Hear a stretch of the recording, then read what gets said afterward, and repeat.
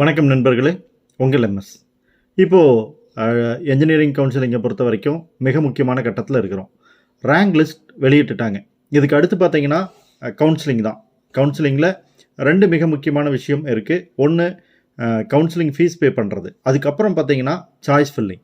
Choice filling யார் யார் fill பண்ணுறது அப்படிங்கிறத சொல்கிறதுக்காக என்ன பண்ணுவாங்கன்னா ரவுண்ட் 1, ரவுண்ட் 2, ரவுண்ட் 3 அப்படின்னு சொல்லி இந்த ரேங்க் அடிப்படையில் பிரிப்பாங்க. எந்த ரேங்க் எடுத்துக்குவாங்க? நமக்கு நிறையா ரேங்க் ரிலீஸ் பண்ணியிருக்காங்க. இன்றைக்கி ரேங்க் லிஸ்ட்டே பார்த்தீங்கன்னா கிட்டத்தட்ட ஒரு 10க்கு மேலே கேட்டகரி பிரித்து வெளியிட்டிருக்கிறாங்க.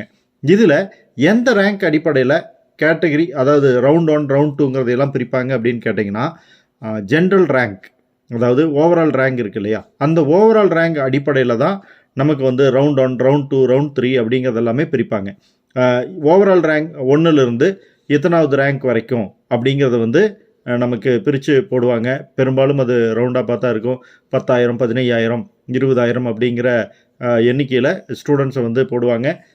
சம்டைம்ஸ் என்ன பண்ணுவாங்க அப்படின்னா, அந்த கட் ஆஃப் மார்க் சரியாக வர்றதுக்காக ஒரு சில நம்பர்ஸ் கொஞ்சம் முன்ன பின்ன வரலாம். ஸோ உங்களுக்கு ஓவரால் ரேங்க் அடிப்படையில் தான் நீங்கள் எந்த ரவுண்டில் வரப்போகிறீங்க அப்படிங்கிறது டிசைட் ஆக போகுது.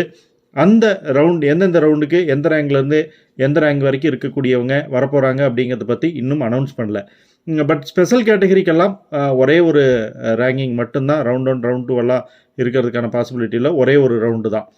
நாளையிலிருந்து உங்களுக்கு இந்த ஸ்பெஷல் ரவுண்ட் ஸ்டார்ட் ஆக போகுது.